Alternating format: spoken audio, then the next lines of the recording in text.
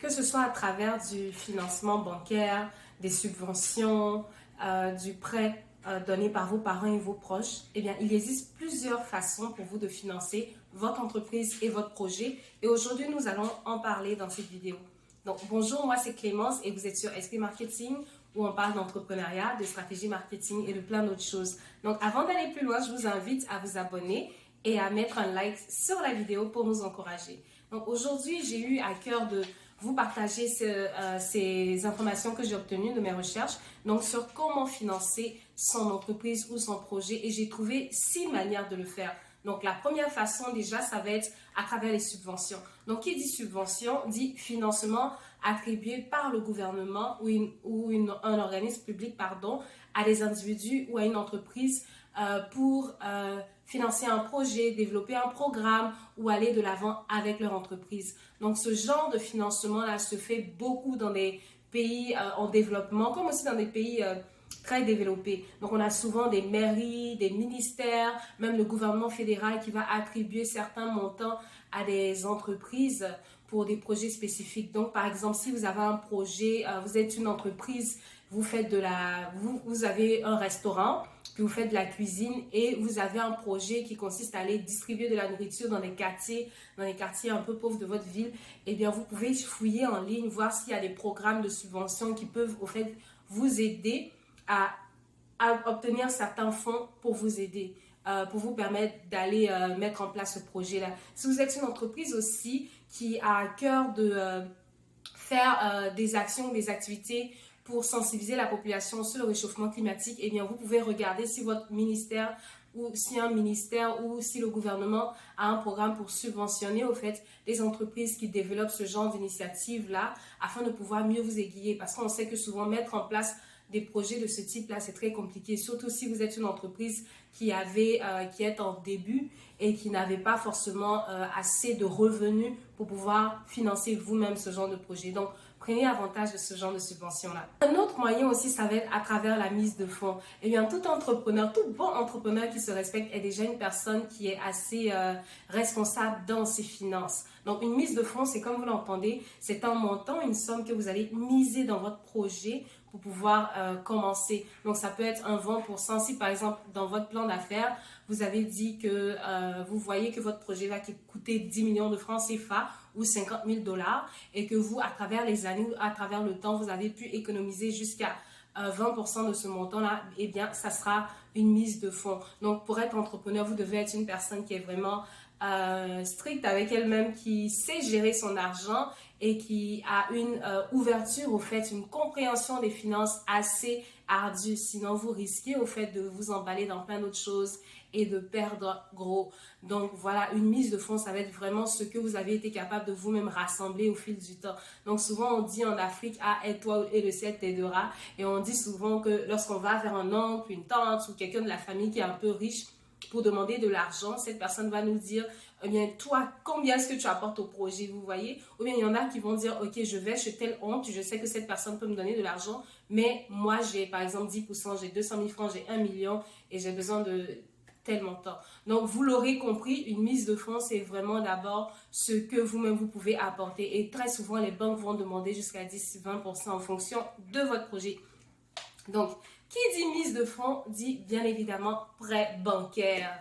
Donc, prêt bancaire, pourquoi? Ça va être une manière aussi efficace de financer votre entreprise en allant chez une banque et en allant appliquer, donc postuler au fait pour les différents programmes de financement qu'ils ont. Donc, si vous partez à la banque, ben, soyez sûr d'avoir un dossier qui est vraiment costaud avec tous les chiffres qu'il faut. Et soyez sûr que vous maîtrisez tous les paramètres de votre entreprise. Vous devez être vraiment bien organisé. Donc, la banque va vous demander déjà une mise de fonds.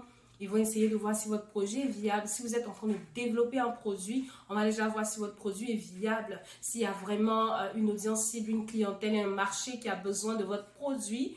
Et on va évaluer peut-être la localisation. Si vous venez de commencer, que vous vous dites que vous voulez avoir un magasin dans le centre commercial le plus cher et le plus huppé de la ville, alors que vous venez à peine de commencer, personne ne vous connaît, c'est clair que la banque va réfléchir par 10 fois avant de vous attribuer financement-là.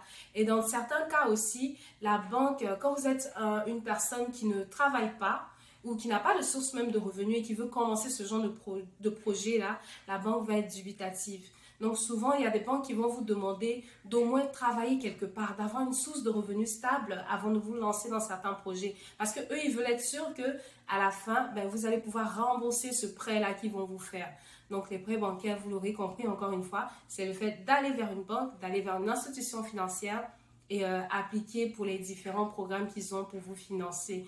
Et il y a plusieurs banques, que ce soit en Côte d'Ivoire, en France ou au Canada, qui proposent au fait des prêts bancaires aux entrepreneurs à différents stades de leur vie d'entrepreneur ou de leur projet. Donc, n'hésitez pas.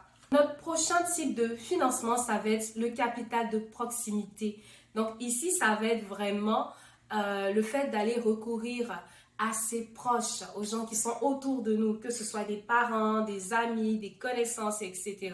Donc, je le disais tantôt que souvent on va aller vers des parents ou des oncles pour leur demander du financement. Eh bien, ce genre de financement-là s'appelle capital de proximité parce que c'est vraiment votre entourage qui va vous aider à avoir ce genre de fonds-là.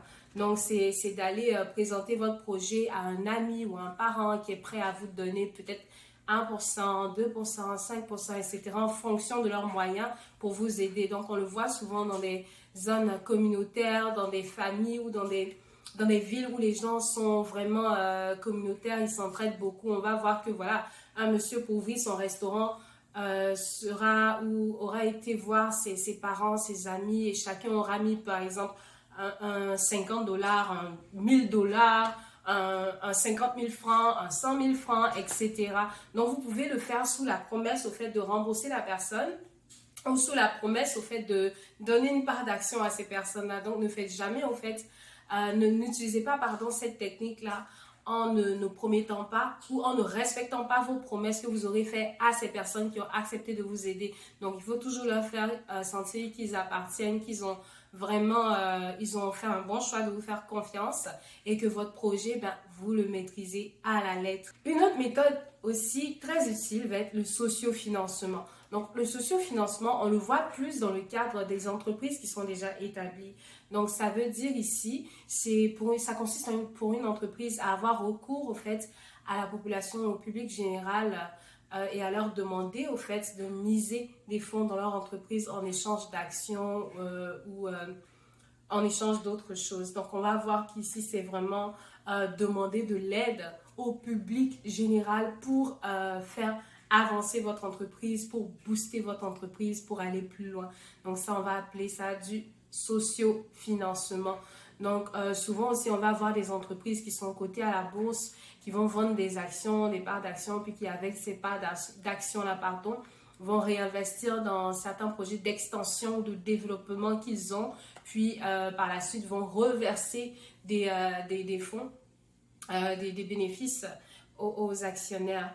Et ça, c'est une bonne manière aussi de financer votre entreprise. Mais avant d'aller dans ce cadre-là, vous devez vous assurer que votre entreprise est bien constituée, que vous avez vraiment, que vos revenus sont viennent de façon consécutive, je veux dire. Vous devez vous assurer vraiment de pouvoir répondre à tous les besoins et répondre aussi à ces responsabilités-là. Un autre moyen de financement que j'aime beaucoup, ça va être les concours et les compétitions. Et donc, il y a beaucoup d'entrepreneurs, de personnes qui ont des projets ou bien d'entreprises même qui sont déjà établies, qui vont très souvent aller à des compétitions ou faire des compétitions pour pouvoir pitcher leur projet. Donc, qui dit compétition, dit vraiment opportunité de montrer son talent, de montrer sa créativité, puis de présenter au fait son bébé, sa passion à d'autres personnes et de faire en sorte que ces personnes-là deviennent même ambassadeurs de votre projet et se disent que voilà, il y a de la valeur, il y a de l'opportunité, il y a vraiment un projet qui a une belle vision et qui mérite d'être accompagné. Donc, ces concours-là vont vous permettre de gagner souvent soit de petits montants ou bien voire même des $20 000, des $50 000, etc. Et ces concours-là sont vraiment très bons pour des personnes qui sont en tout début, qui n'ont pas encore commencé, qui ont peut-être un projet, mais qui n'ont pas commencé leur activité, ou bien qui ont commencé leur activité depuis peut-être 1 an ou 2, mais qui ont besoin de cette accélération-là, de ce push-up-là pour aller plus loin. Et ces concours-là vont être souvent mis en place par des banques, par le gouvernement, par d'autres mêmes entreprises, au fait, pour soutenir l'entrepreneuriat des jeunes et des femmes, et etc. Et il y en a plusieurs concours dans votre région, dans votre ville. Donc, informez-vous, allez chercher les informations. Je suis sûre qu'il y a une compétition qui répond aussi à vos critères dans lesquels vous allez pouvoir partir et présenter votre projet et même convaincre d'autres personnes autour de vous pour pouvoir vous soutenir. Même si vous ne gagnez pas en argent, vous gagnez au fait en confiance, en développement personnel et vous agrandissez votre réseau. Donc, ne négligez pas ces aspects-là. Vous savez, souvent, on voit des entreprises qui commencent en même temps sur le marché et qui vendent les mêmes produits.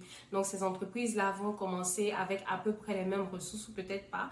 Mais au bout de 10 ans, on se rend compte que l'entreprise A, par exemple, est arrivée à l'échelle nationale. Elle arrive à revendre à l'échelle nationale, pardon, et même à l'échelle internationale, alors que l'autre entreprise est restée au niveau local, donc dans sa ville et peut-être dans sa région, même si elle a grandi, mais l'expansion n'a pas été aussi dramatique que l'autre. Eh bien, c'est pas seulement du fait des revenus que cette entreprise a pu générer, mais c'est du fait de toutes ces petites choses-là. Et c'est pour cela que dans votre entreprise ou dans votre projet, vous avez besoin d'une personne qui est ouverte sur les finances, mais vous avez besoin vous-même en tant qu'entrepreneur de vous former sur le leadership, sur le développement de votre talent, sur le réseautage, sur le networking, sur comment vous vendre et vendre votre entreprise. Donc, il y a beaucoup d'entreprises qui vont commencer peut-être avec un projet, une idée qui est vraiment moyenne, hein, mais au final, on se rend compte que voilà, elles ont pu accélérer, pas parce qu'elles vendaient beaucoup, mais parce que souvent l'État, le gouvernement ou des institutions internationales ont vu le potentiel soit de l'entrepreneur, donc du chef de l'entreprise, ou bien même du produit et du projet.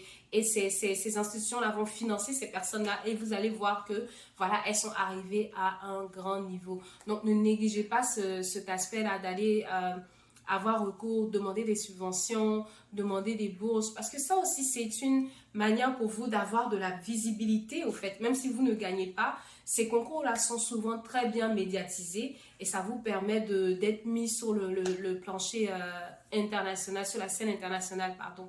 Donc, c'est vraiment des aspects à ne pas négliger, comme je disais. Et pour revenir à l'aspect de l'entreprise A et de l'entreprise B qui ont connu des niveaux de croissance différents, eh bien oui, on peut voir que souvent une entreprise bénéficie de ses revenus, donc de ses ventes et d'une clientèle qui est vraiment assidue, mais on peut voir aussi qu'une autre entreprise va bénéficier du soutien de ces institutions-là, comme je disais, pour soit étendre leur marché, donc aller ouvrir des boutiques ou des succursales un peu partout dans le pays, ou bien même pour développer de nouveaux produits lorsque l'État voit que, ah tiens, en aidant cette entreprise-là, en la finançant, on est sûr que le produit ou le service que cette entreprise est en train de créer va bénéficier à la nation entière et va permettre d'être vu, donc de voir le pays en tant que pionnier dans un domaine.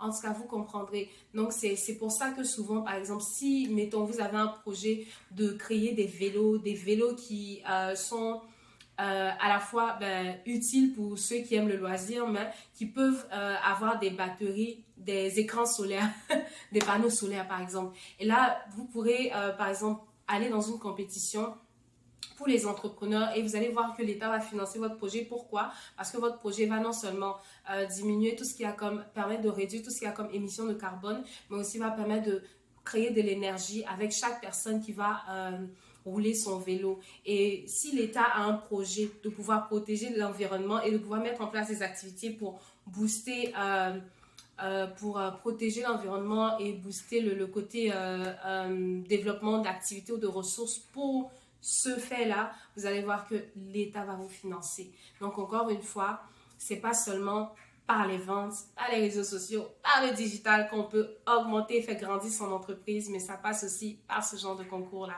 Eh bien, je vous dis merci de nous avoir écoutés. N'oubliez pas de mettre un like sur la vidéo et de vous abonner. Puis je vous attends très prochainement dans une autre vidéo d'Esprit Marketing.